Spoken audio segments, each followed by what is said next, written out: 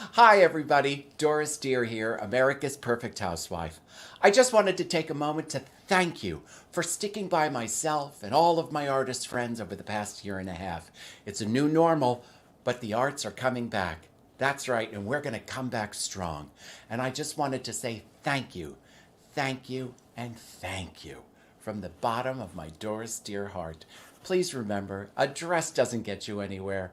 It's the life you live in the dress that matters.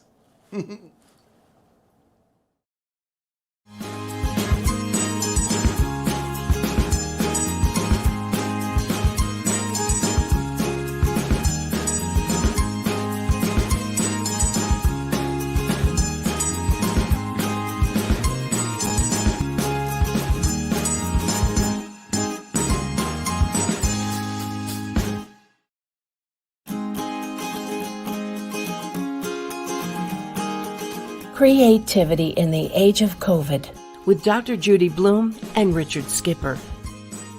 It's the only program in which therapy and entertainment come together to show everyone not only how to cope in the age of COVID, but how to be creatively productive through it all. And now, Dr. Judi Bloom and Richard Skipper. Hello, Dr. Bloom. Hello, Richard. How are you? And happy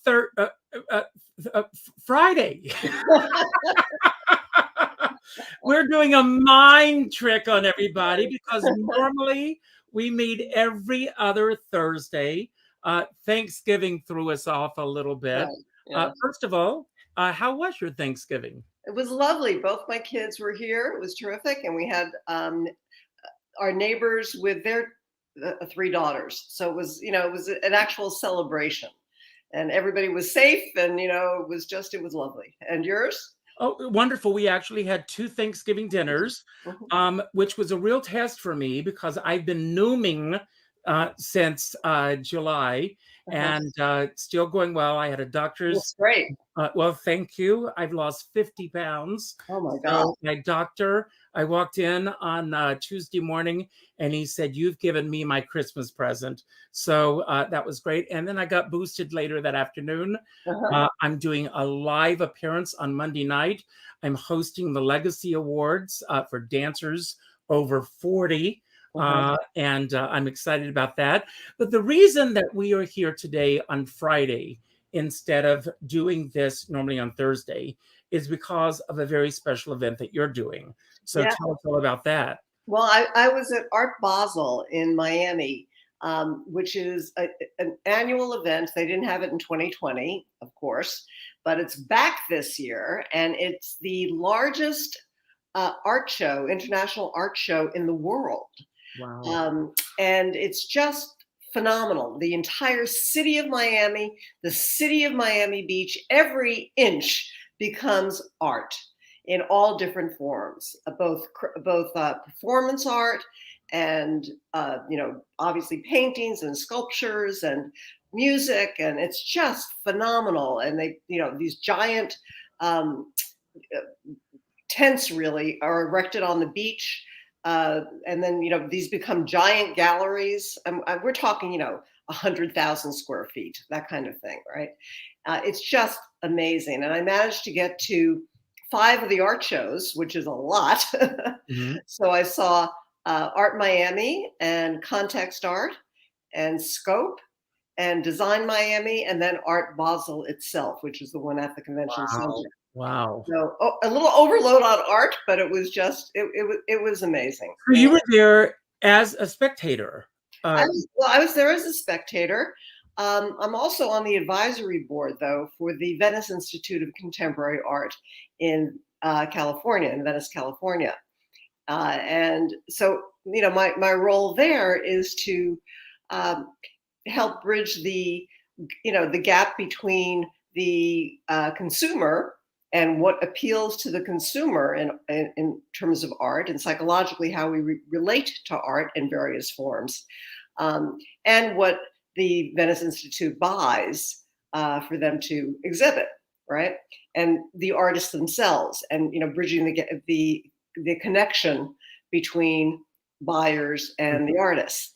So that's very much what Art Basel is, it's all the artists are there showing their wares, and the galleries are there. How many years has this been going on? Basel? Well, Basel started in Basel, Switzerland. Yes, right. Right. And it's still there, but this has actually surpassed it in size. And that started, I think, about 35 years ago. Wow. And this one started 15 years ago, or 18 years ago, I guess now. But I generally go every year, and it's phenomenal. And there are great parties associated with it and all that too. And, my son had an event at a club that he runs called Socialista, and Leo DiCaprio came, so that was big. Oh, that's exciting. That was exciting. So it's fun. It's a lot of fun. Well, let's meet our guest for today. I am so excited because we have 3 phenomenal entertainers. And I do mean entertainers. First of all, Jan Daly is here today. She has been in the business for quite some time. She used to perform and entertain with Bob Hope. She entertained the troops. As a matter of fact, I'm going to share a clip of Jan Daly entertaining, a particular soldier. And then we'll meet her on the other side, and we'll talk about the work she's doing today. An incredible Christmas CD that she has. Here she is, Jan Daly. And here's our canary, Jan Daly, with Screaming Eagle PFC Ferguson. He should have paid to get in. What a reaction. Where do I begin to tell the story of how great a love can be?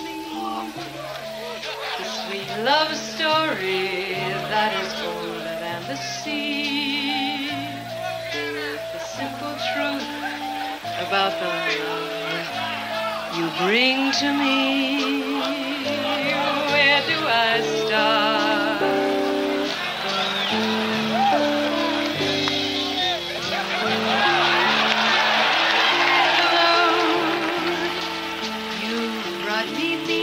To this empty world of mine, there'd never be another love, another time. You came into my life and made the living fine. He fills my heart. He fills my heart. With angel songs of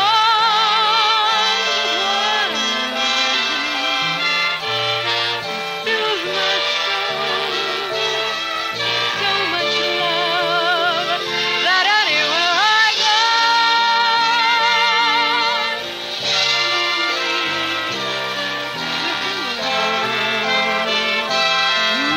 could be lonely.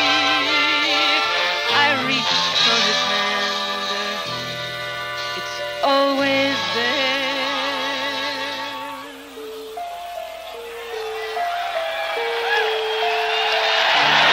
How long does it last?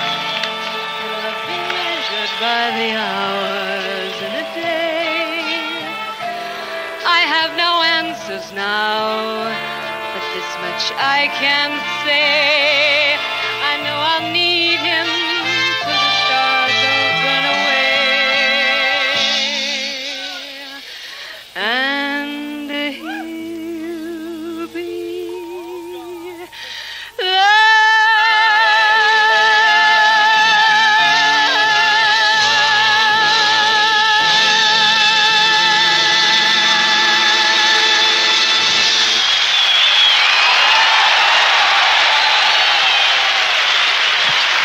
Thank you.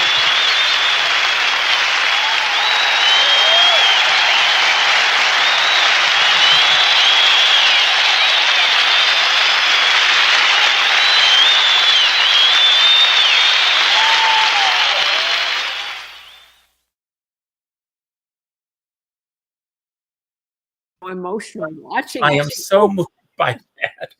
Oh, Oh, well, Jan Daly, Amazing. You just seduced thousands and thousands of men. and me just now. It made me cry. I don't know why I'm crying, because I've always thought it was a very funny, and he was so vulnerable and so animated, and I couldn't see all his looks and stuff while I was singing. But when the Hope people sent it to me, I was like, oh my God. And I know why they put that on air. Wow. Well, welcome to the show. I want to ask you, before we talk about that period and what you're currently doing now, how are you doing really in this world that we're currently living in? Believe it or not, I mean, I left the business maybe a year or two. No, it's about 3 years after that, where I was at the height of my career. And I was really missing, like, I need a man and I want to get married and be a normal person, as my mother would say. And so I literally took off 20 years. Wow. And coming back into the business, I said, I know what I want to do. And my daughter went to school, right, to college, but the business had completely changed. And so I will make this story short, but I floundered around because I used to open for comedians in Vegas and everything. And someone found me through the Grammy organization, Mike Sutton, and he used to work with Motown and all that. And he said, where have you been? That kind of thing. Mm-hmm. And literally, he took me under his wing, and we put together an album. 6 of the songs were mine, which I didn't even think. He said, why aren't you in jazz? I said, oh, I don't know. Am I a jazz singer?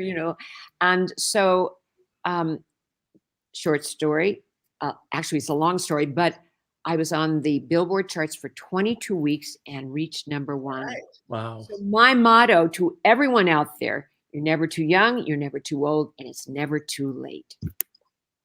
I'm actually leading a book group right now based on Julia Cameron's book, It's Never Too Late to Begin Again.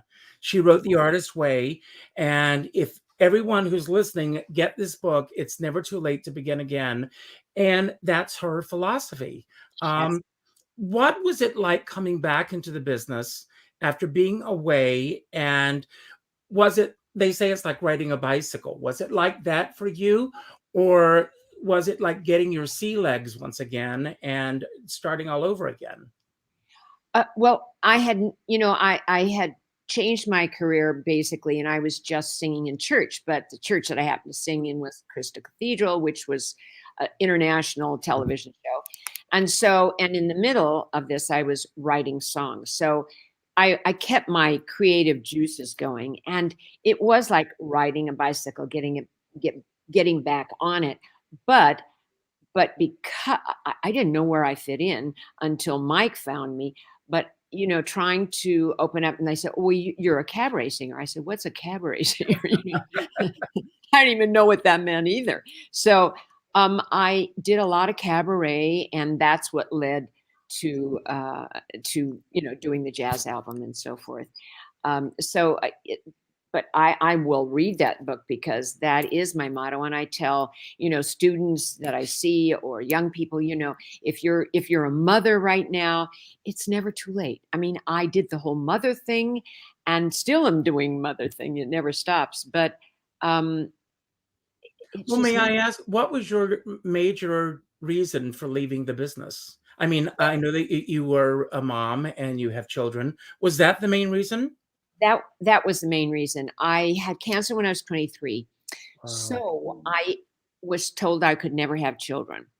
And when my husband and I got married, we just prayed every night, that kind of thing. Please, God.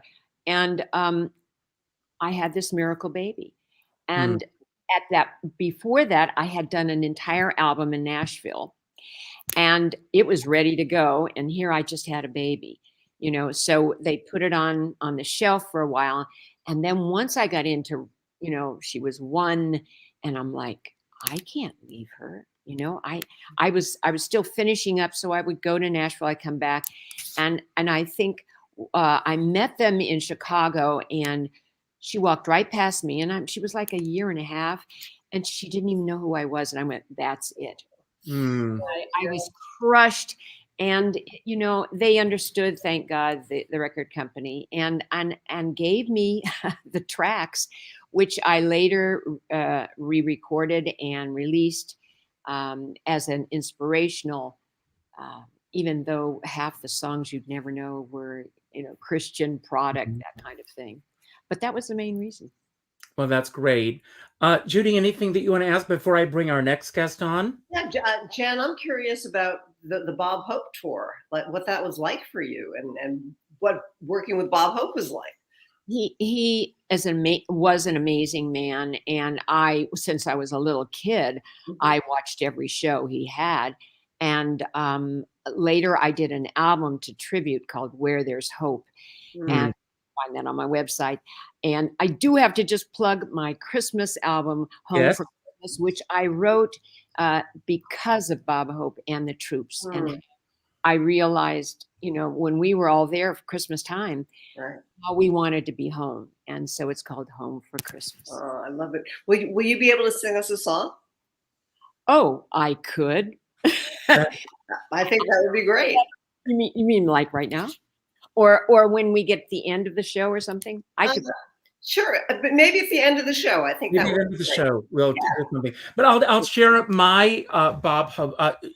Do you know Harlan Bowl, Jan? Sure, of course. Harlan worked for Bob Hope, and when Dolores Hope turned 100, I was called to get a group. I got 100 cabaret singers together to sing "Happy Birthday" on CBS, the morning show. Oh, great. And I got everyone together. It was pouring rain. We were all standing together, and we were all standing there, and we were ready to sing "Happy Birthday." And they came running up to us, and they said, "You can't sing the song because we don't have the rights to the song, and it will cost us thousands of dollars." And we had all these people standing there waiting to sing the song. I thought "Happy Birthday" is in the public domain. It's in public domain now, but at that time we couldn't do it. But I want to, bring, we opened our show with Doris Dear, who is a real dear. And I would like to, share Doris Dear again. And here's a little bit more of Doris Dear. And then I want to introduce the man behind Doris Dear. Here's Doris Dear again. Oh, hi. I'm Doris Dear. I'm here in the Rumpus Room catching up on some reading and enjoying a cocktail while we support Richard Skipper's #StayHome campaign, and we hope you are too. So here's Doris Dear sending you hugs and love, and remember, #StayHome.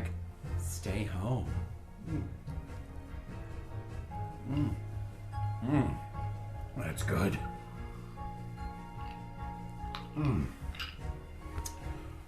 yeah. Bye.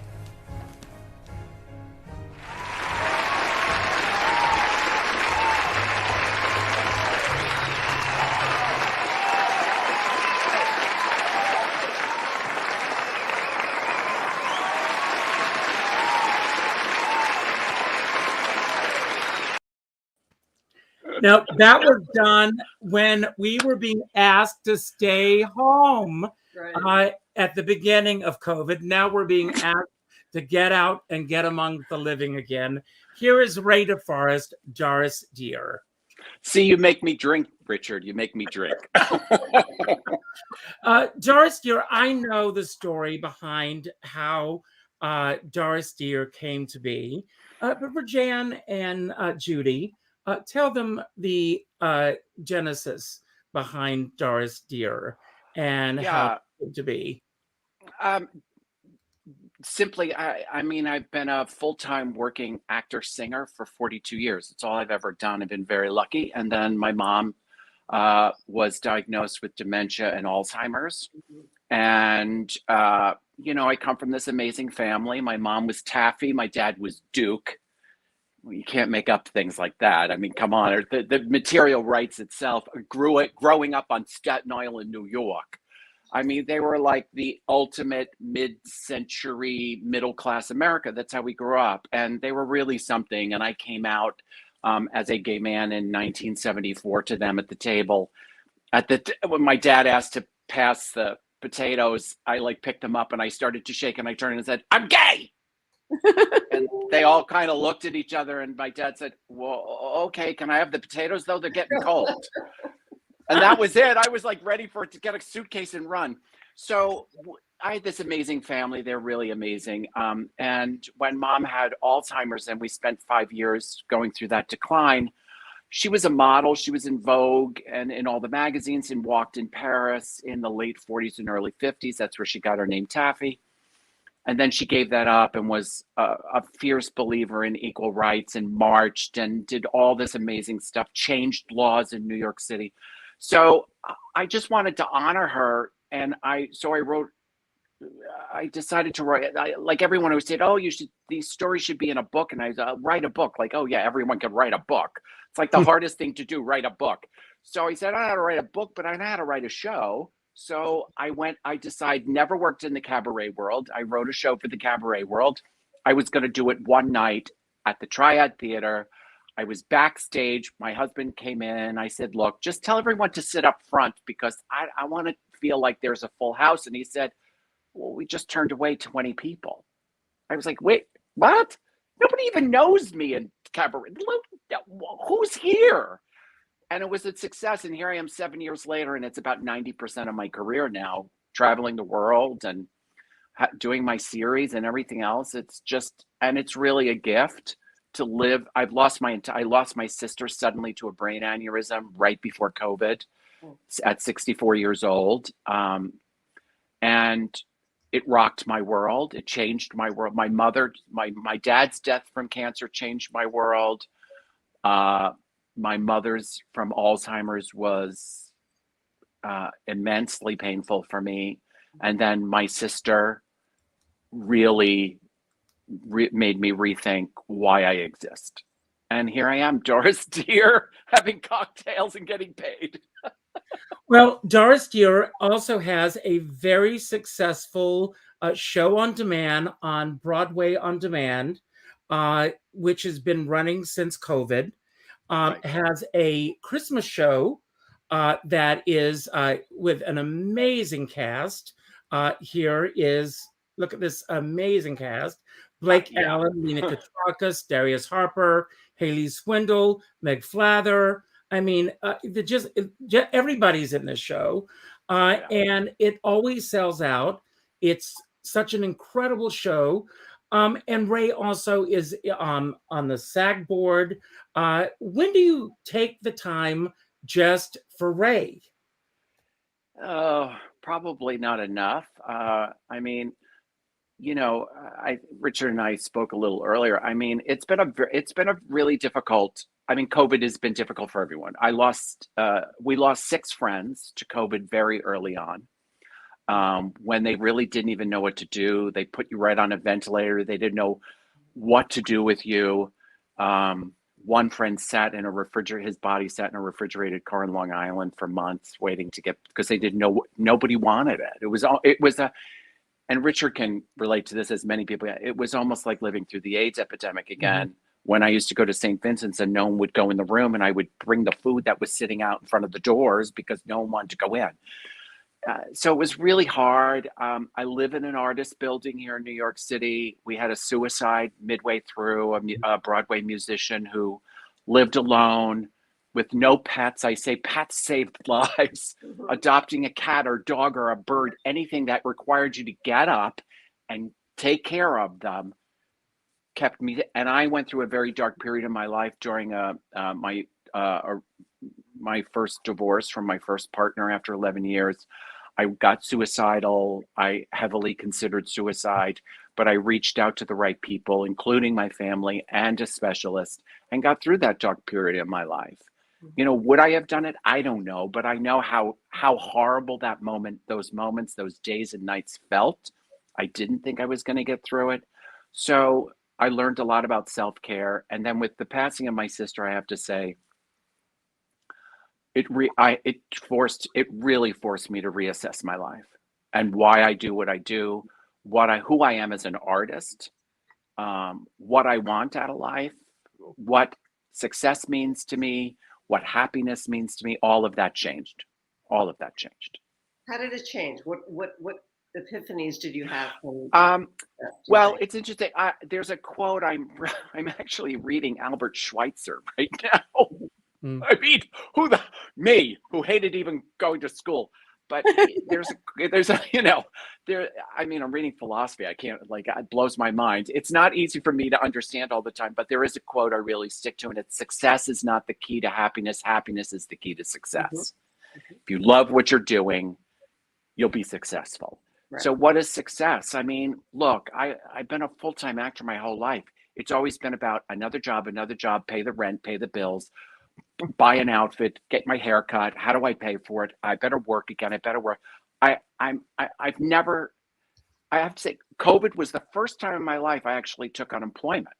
First time in my life. Pretty I mean, good. I've never had to. Because I've always been focused. Work. What's the next step? What's the next step? And so with my sister, here I was with my sister, her and her husband, my brother-in-law would go to Florida. They would, for 3 months, they were snowbirds. My husband, Jim, said, we should go down. Every year we say we should go down. Oh, I don't want to go down. Let's just go. Something tells me we should go. We went down. We stayed with them for, 4 or 5 days. My sister and I walked around the lake where they were. And she had been through a double mastectomy with breast cancer, reconstruction cancer, a heart attack and heart disease. And she's turned to me, and she has this beautiful adopted daughter, Amy, who's very successful right now. And she said to me, I've never been happier in my life. Never in my life have I been happier. I can't believe where I am right now. We got on a plane. The next day we got a call. You got to come back. Why? What's up, Charlie? Your sister is being kept alive until you can get here. Wow. Gosh. What happened? And she had an aneurysm. She's got a headache. She turned to him and said, I have a headache. She started throwing up.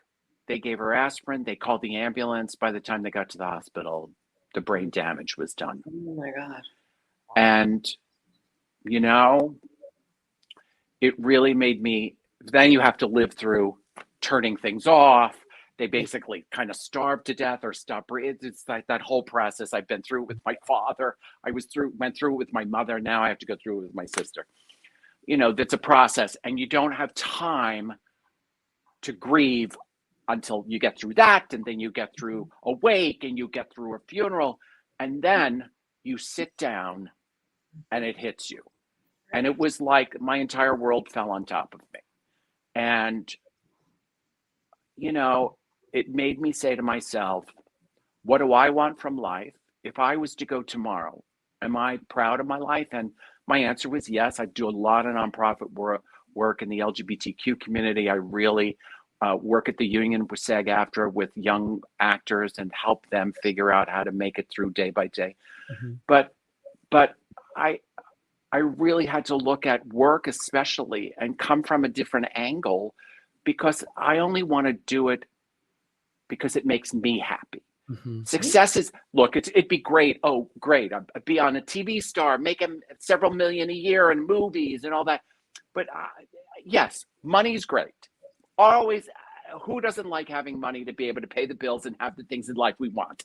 Let's get real. But it doesn't bring happiness. It brings nothing. So what is my definition of success for me? And it's different for everybody.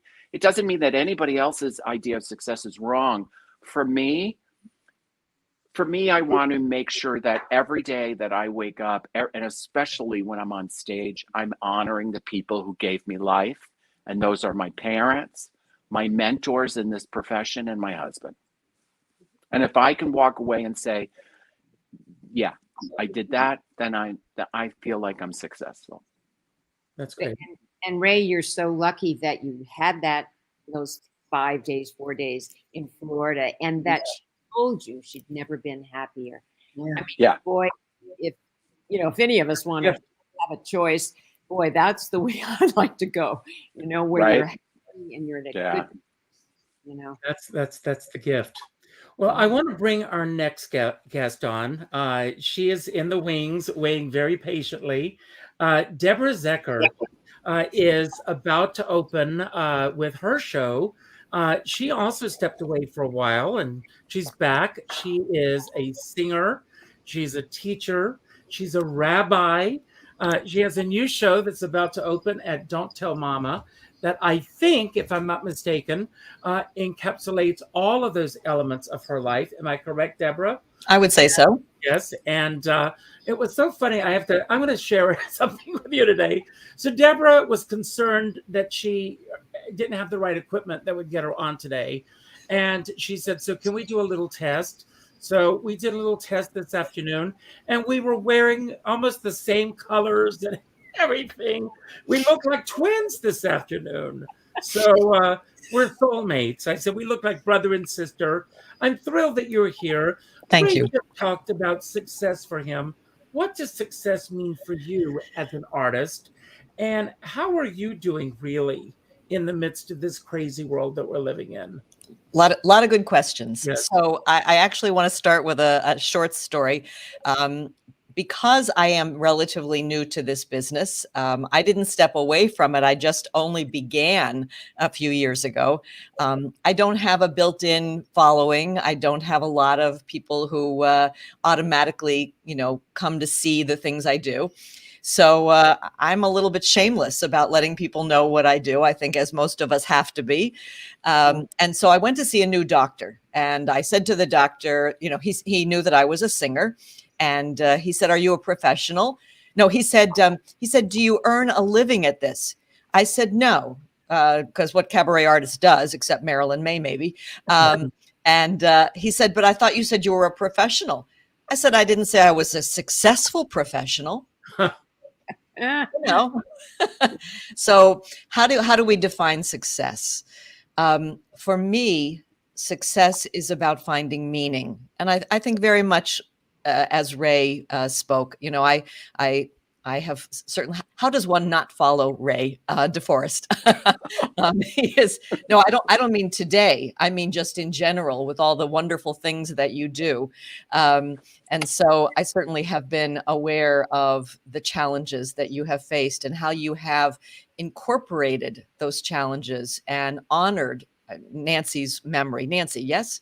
Yeah. In the work that you do. So for me, it's something that I bring from my work as a rabbi. What is it? How do we make meaning out of life? How do we find the kinds of things that we do that give meaning? And it's dance break. Yes. I love a good dance. Nancy. That's Nancy. She's listening. That's right. Well, Nancy Kanaimahara, Yes. Yes. So I was, as you mentioned, I was 35 years a Reform rabbi, and I loved that work. I loved being a rabbi. I still am a rabbi.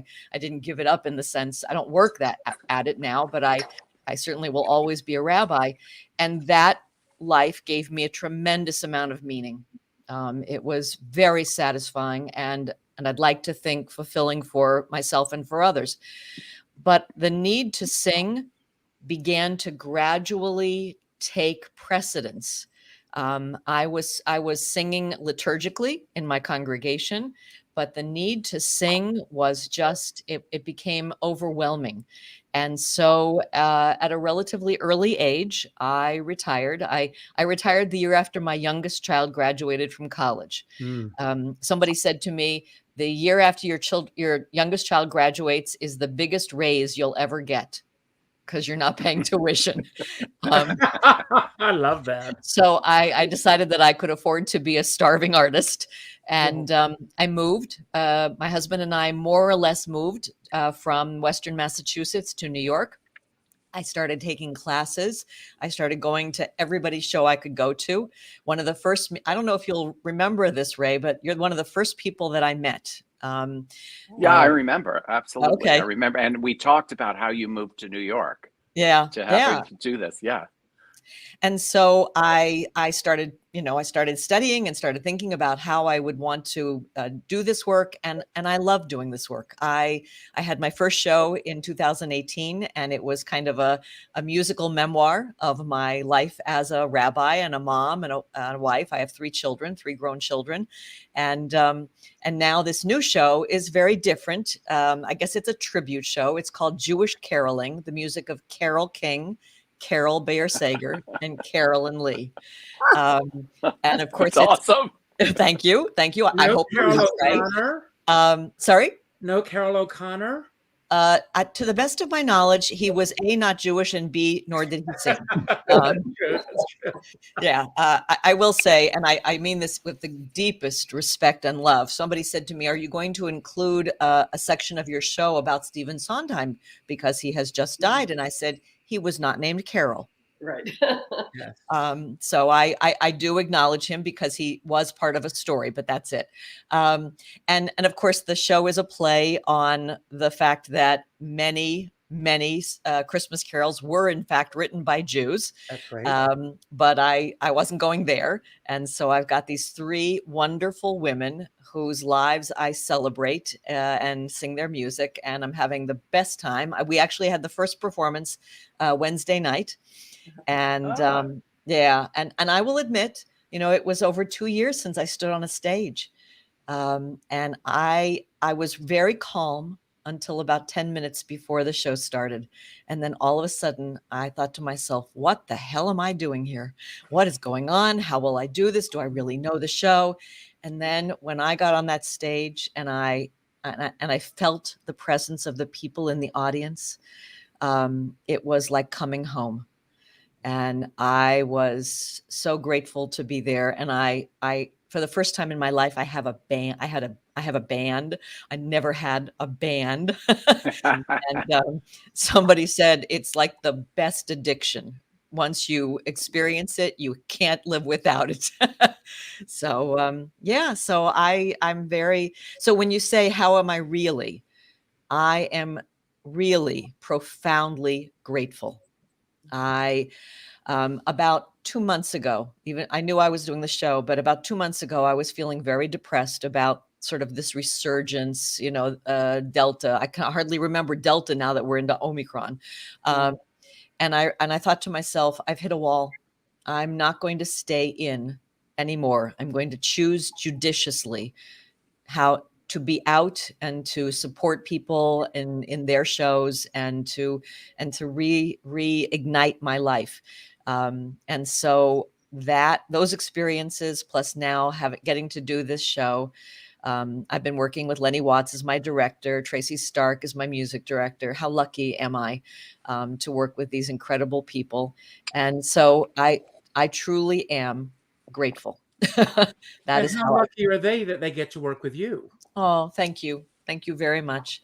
Yeah. I'm also very lucky. I have a grandchild who lives my son and his family live in Jerusalem. I have not seen them for almost 2 years. I have an almost 3-year-old granddaughter whom I've not seen since her first birthday, which is very hard, but thank God for WhatsApp.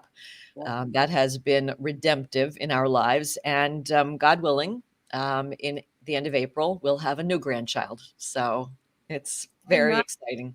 So lots to be grateful for. That's wonderful. Yeah. Do you have any questions, Judi? I'm a little, curious about, for you, that transition from being a rabbi. That's a big shift. Well, I always sang. I grew up singing liturgical music, and I worked in small congregations that couldn't afford. So I always not in Scarsdale, but in every other congregation I served, I served as the cantor. So I've always sung. And about 20 years ago, this is the strangest thing. I hadn't sung anything other than liturgical music. Somebody called me and asked me to give a lecture. And I said to the organizer, I said, I'm tired of. I would like to sing. And so they said, okay. Like, what the hell is she going to do? And I wrote something called Broadway Bible. where I told Bible stories, and the last line of the Bible story was the first line or title of a Broadway show tune, and then I sang the show tune. So so I started doing that, and I loved, and I did it. My music director was my dentist, because that's what you do in the birth years. Of course, yes, absolutely. Well, that's right. The bells are ringing. Yeah, exactly. So we began to travel with that show, and I began to do fundraisers for my congregation with Jewish composers, finding different kinds of hooks, and so gradually I was doing more and more singing, and incorporating it, and so it really was part of my rabbinate. Yeah, but that transition. I mean, I had people when I said I was retiring to become a cabaret singer. I got a lot of anger from people who did not want me to not be their rabbi anymore. I got a lot of that. I had the wonderful naive response of people who said, "What Broadway show do you think you'll go on to?" That was the best. Positive, right? Oh yeah, absolutely. Yeah. So still that possibility. Hold on to that. And you said Fiddler on the Roof, of course, right?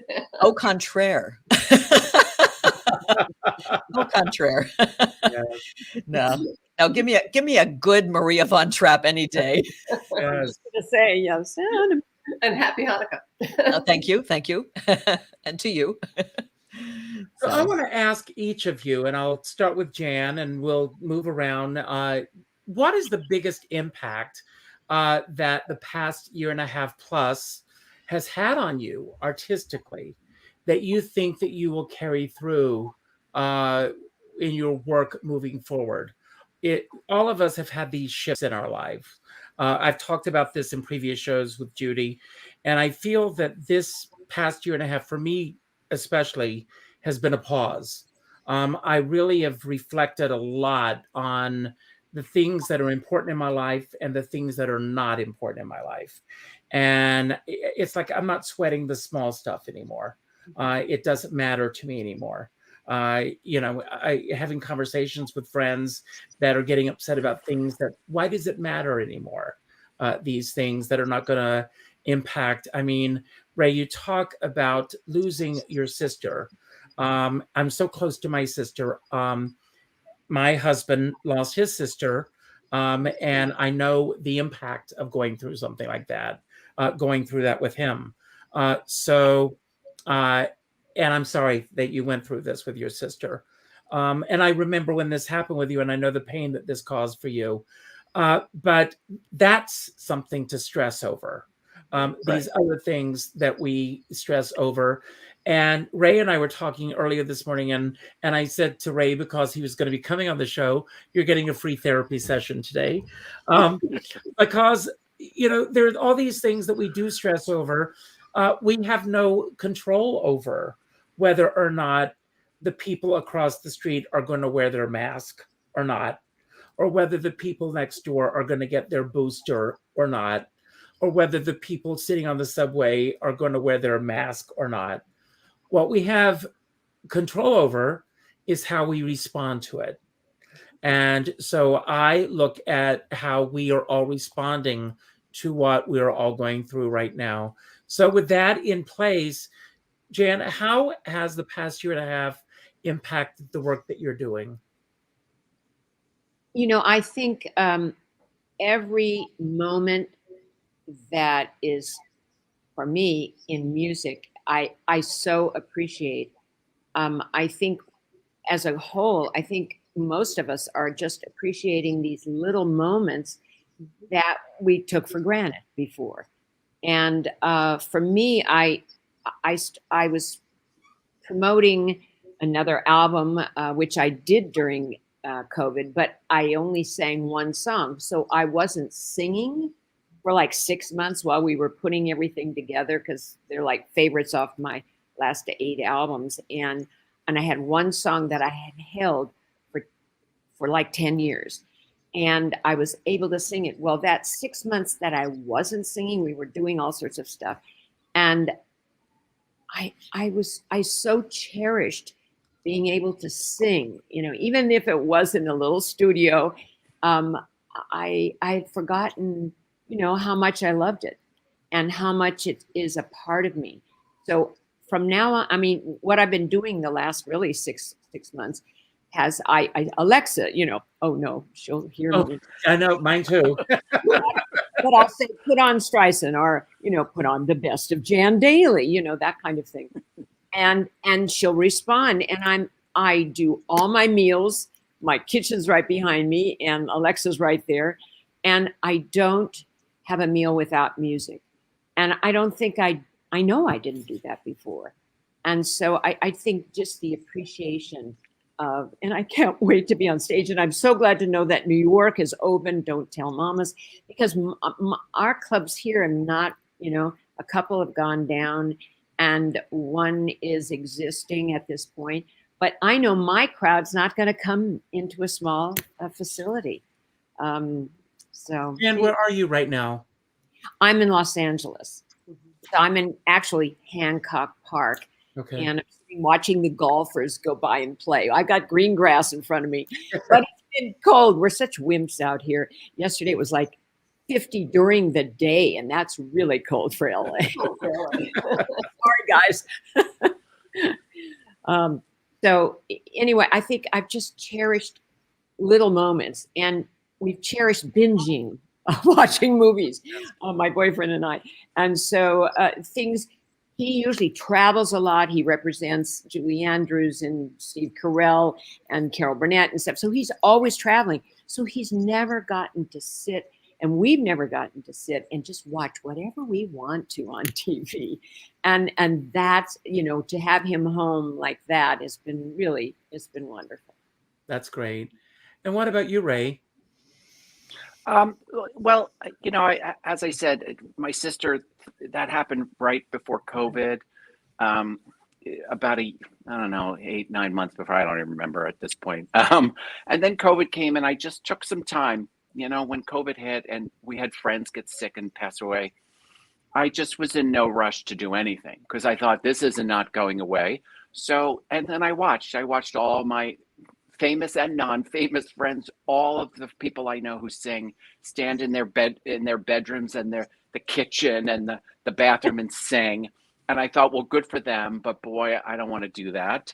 And so I really thought about it, and I love process. I'm also a commercial theater producer and all that.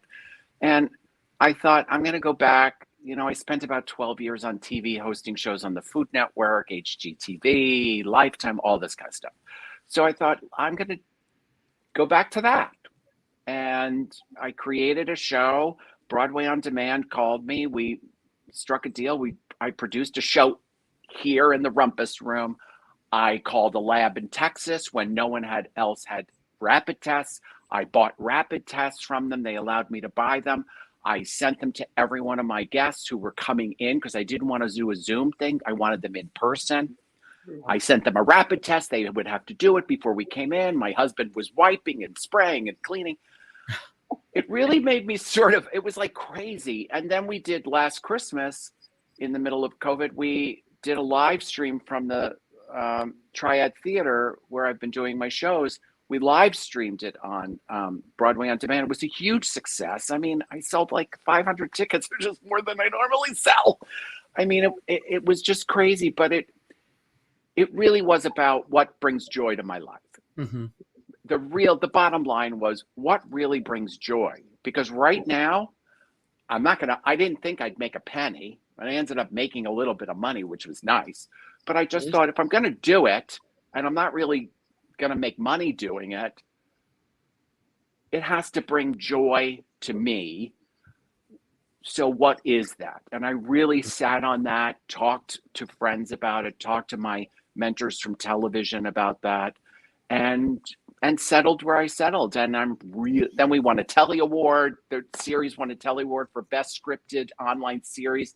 We got the Silver Award. We share it with Sesame Street, which is pretty damn good company.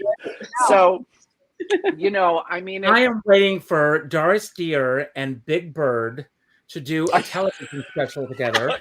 Oh, They are the same height.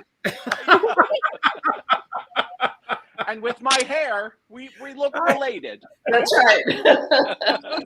You just gave him the best So- idea you had today. So, I mean, so really it is the philosophy of my life at this point is what brings joy to me, because I think if we do what brings joy to us, it brings joys to the people who watch us and listen to us. That's great. That's great. And Deborah?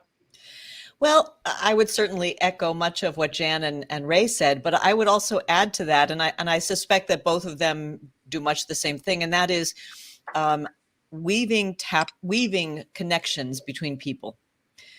During this time when when the lockdown happened, I felt so isolated. So I was working on that show. It was supposed to go up in May, and I created 3 different weekly gatherings of people, so that we would have an opportunity to feel connected to each other, even though we were physically apart. So 3 different musical groups that I had sung with or was part of. And 2 of those groups are still meeting, which is kind of amazing to me. And the nice thing is that because we continually would see each other, on these morning sessions, whenever we met, when I have seen them in person, it didn't feel like we hadn't seen each other in almost 2 years. We just picked up and rewove the strands that physical distance had kept us from having. And so that was really wonderful. We do the same thing in my family. On Friday morning, we all get together on WhatsApp from Jerusalem and New York, from all the places that we are. So remembering that feeling of needing connection, I think is something that I want to carry forward with me in my life as I move forward.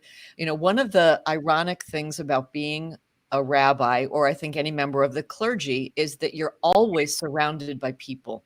You're always connected to people, but it doesn't mean that you're connected on a heart level, because you are serving and for me, what I believed was a sacred purpose.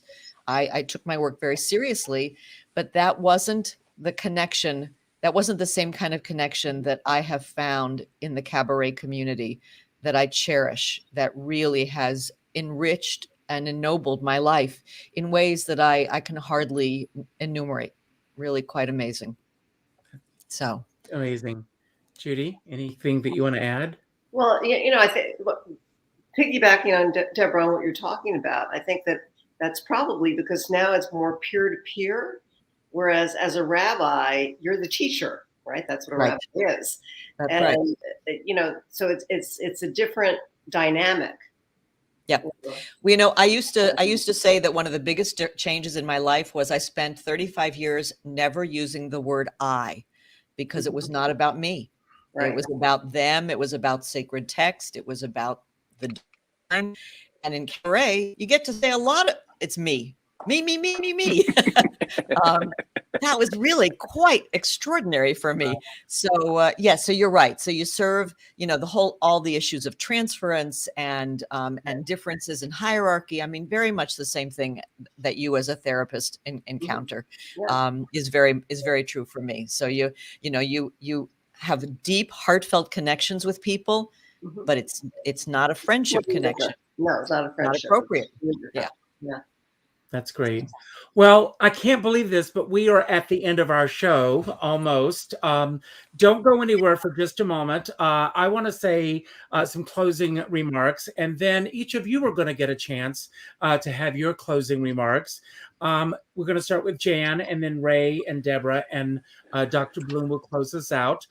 Anything that you want to say about anything that we talked about today that you want to build upon? Anything that we didn't talk about that you wish that we had, or just any message that you want to put out to anyone who's watching right now. And if you want to sing a song, you can do that as well. But I just want to thank everybody who took the time to spend the last hour with us. Those of us who do what we do, we don't take it for granted when you spend time with us. We know that you could have been anywhere else. And if you spent the time with us, we really appreciate it. I call my platform Richard Skipper Celebrates for a reason. I believe that every person needs to be celebrated. I believe that we live in an age where last night, Annie, I went to check my messages, and from theater professionals, I saw the vitriol of people attacking children. I saw people attacking other artists. Really? If you don't like what you see on television, change the channel. Um, uh, these people have devoted their lives, children giving joy, wanting to go on television and sing from the heart. And if you are criticizing what these artists are doing, you're missing the message of what that show is about. It's about hope. It's about holding on to a better tomorrow and the sun coming out tomorrow. And it really it hit my heart and soul that we live in an age where it's easy to swipe and attack. So that's why I call myself and my show Richard Skipper Celebrates. And if this is your first time here on this platform, hit the button that says join the celebration. Judi and I, we are here normally on Thursdays, every other Thursday.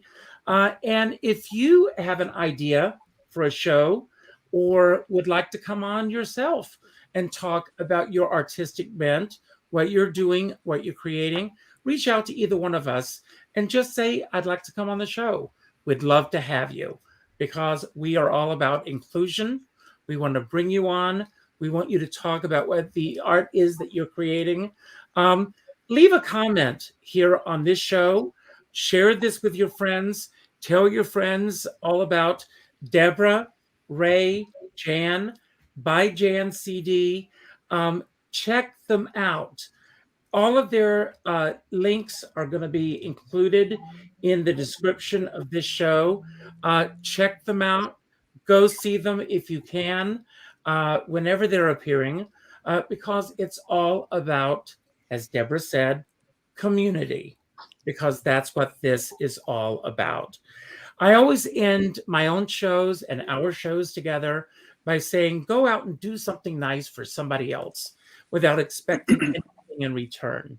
Go to your Facebook friends list, and the third name that pops up, reach out with a phone call. Not an email message, not a text message, not a private inbox message, a phone call, and let that person know what they mean to you. Then what I want you to do is just, go out, go to Jan's website and order 2 CDs. Keep one for yourself, and then someone to Stocking stuffers. What was that? They're stocking stuffers. That's right. Or go to the Rumpus Room, and you can download some of Ray's shows. He's had phenomenal guests. Go to Don't Tell Mama and see Deborah Zecker shows. Support these artists. As my dear friend David Friedman always says, we're all in this together, but we're not in the same boat. And I always say, if you're going to go out in a boat, make sure you bring a skipper along. Now, Dr. Bloom and I will see you back, I think, on the 18th. I don't know about the date, but we will be back together in 2 weeks. Thank you, Judi. Thank you all for being here. Now, Jan, you've got the floor.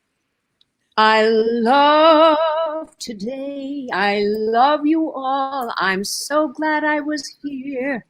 So let's get together and sing. All right. Oh, is it my turn? Okay. Turn, so my philosophy at this point in my life, and for everyone, if you've been to my Instagram, it's called He Wears Heels and Hose. It's a whole part of my life. It's good to know where you're going. I know where I'm going. I go forward consciously, powerfully, and unapologetically. And I think to live the most authentic life that I can right now and here. And I wish that for everybody, to find that space and be happy and do things out of love. Mwah. Wow. Well, I would say that today was a perfect example of each time I encounter someone new in this world, the tapestry of my life gets a little bit more intricate, more colorful, more beautiful. And today was another example of that. So I wish for everybody these tapestries of community. And also, it's a time of darkness, and I hope that we all find light in that darkness. And I think that we can be each other's light. So thank you. And Judi, it was lovely to meet you. And thank you and Richard for this beautiful opportunity. You as well, Deborah. And I just got back from Art Basel, as I mentioned at the top of the show, and that's all about creativity. It's all about allowing your innermost artist to just express itself in whatever way you want to express it. So express yourself. Don't let the realities of the world stop you from imagining, from dreaming, from creating, whether it's song or story or performance or art, painting, sculpture, whatever it is. For me, it's cooking. That's how I express myself. So get out there and be creative in some manner, shape, or form. It will enrich your life. And don't worry about the new Omicron variant. It sounds like a Robert Ludlum novel, but we don't know what's going to happen with that, and we can't predict any of that anyway, and we can't control it per se. So just live your life, be safe, but enjoy it.